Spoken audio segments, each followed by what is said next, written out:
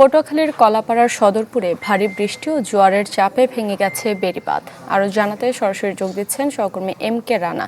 রানা, বেড়িবাঁধ ভেঙে পড়ায় মানুষের দুর্ভোগ কেমন দেখছেন?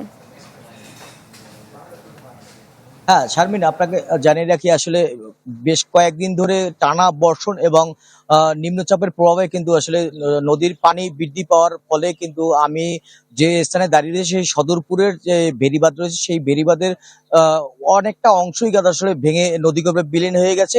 হয়তো সামান্য কিছু অংশ বাকি রয়েছে, যেটি বিলীন হলে হয়তো 10 থেকে 12টি গ্রাম কিন্তু প্লাবিত হওয়ার কথা রয়েছে। ফলে আতঙ্কিত হয়ে পড়েছেন এলাকার মানুষ। তবে কথা বলেছিলাম পানি উন্নয়ন বোর্ডের সঙ্গে, তারা যেমনটি জানিয়েছেন হয়তো কিছুক্ষণ আগেও তারা এসে গিয়েছেন এখানে।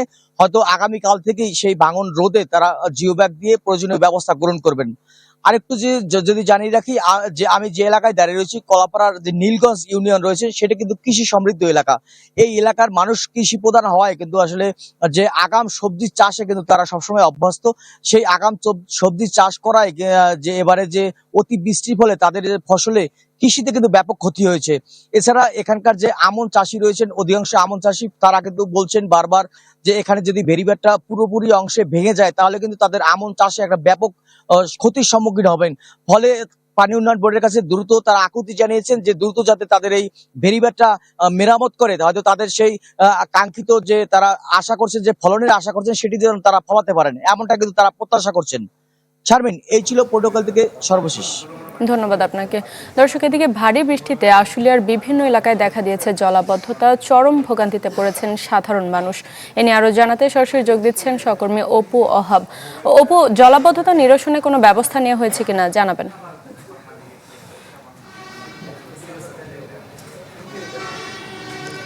শারমিন, শিল্পাঞ্চল সাভার এবং আশুলিয়া দুটি এলাকায় কিন্তু অপরিকল্পিতভাবে শিল্পায়ন এবং আবাসন দুটি হয়েছে। এজন্য কিন্তু বিভিন্ন জায়গায় স্থায়ী জলাবদ্ধতা তৈরি হয়েছে। আমি যেখানটিতে রয়েছি এটি যদি একটু আপনি দেখেন, এটি একদমই ইপিজেটের সামনের এলাকা, শ্রীপুর এলাকা।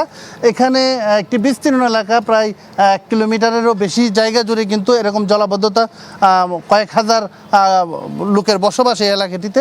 এটি আপনি যেটা এখানে জানতে পেরেছি যে 4-5 দিন যাবৎ কিন্তু এই জলাবদ্ধতা, বৃষ্টির যে অতি বর্ষণের যে জলাবদ্ধতা, সেই সাথে কিন্তু শিল্প বর্জ্য মিশে একাকার হয়ে আছে।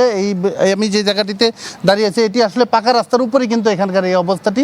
এখানকার যে মানুষ, শ্রমিকরা রয়েছেন এবং অন্যান্য যারা রয়েছেন, তাদের সাথে কথা বলে যেটা জানতে পেরেছি যে তাদের অবর্ণনীয় দুঃখ দুর্দশায় পড়তে হচ্ছে, যেহেতু শিল্প বর্জ্য নানান কেমিক্যাল এখানে এসে কিন্তু জড়ো হয়েছে এই পানির সাথে মিশে। তারা এরই মধ্যে নানান রকম থেকে শুরু করে বিভিন্ন পানিবাহিত রোগের কিন্তু সম্মুখীন তারা হচ্ছেন। অনেকেই এরই মধ্যে পরিবার নিয়ে চলে যাচ্ছেন বিভিন্ন জায়গায়, কিন্তু তারা চলে যাচ্ছেন এখান থেকে, বিভিন্ন স্থানে চলে গিয়েছেন, এরই মধ্যে চলে গিয়েছেন। তো সব মিলিয়ে এখানকার যে দুঃখ দুর্দশা শুধু এই এলাকাটির নয়, সাভারের বিভিন্ন এলাকায়, পৌর এলাকা থেকে শুরু করে অত্যন্ত ঘনবসতি এলাকা, এই এলাকাটিতে, এই পুরো এলাকার অন্তত পক্ষে 20 থেকে 25% এলাকায় কিন্তু জলাবদ্ধতা এবং মানুষের যে অবর্ণনীয় দুঃখ দুর্দশায় পড়তে হচ্ছে এবং কষ্টে কিন্তু থাকতে হচ্ছে। নিরসনে আসলে কোনো উদ্যোগ এখন পর্যন্ত দৃশ্যমান দেখা যায়নি। স্থানীয় যে মেম্বার চেয়ারম্যান থাকার কথা, তারা কিন্তু নিয়ে জন্য যে খোঁজ খবর নেওয়া, সেটিও এখন পর্যন্ত সম্ভব হয়নি বলে জানিয়েছেন, বা কোনো প্রকার ত্রাণেরও কিন্তু ব্যবস্থা করা হয়নি এখানে। শারমিন।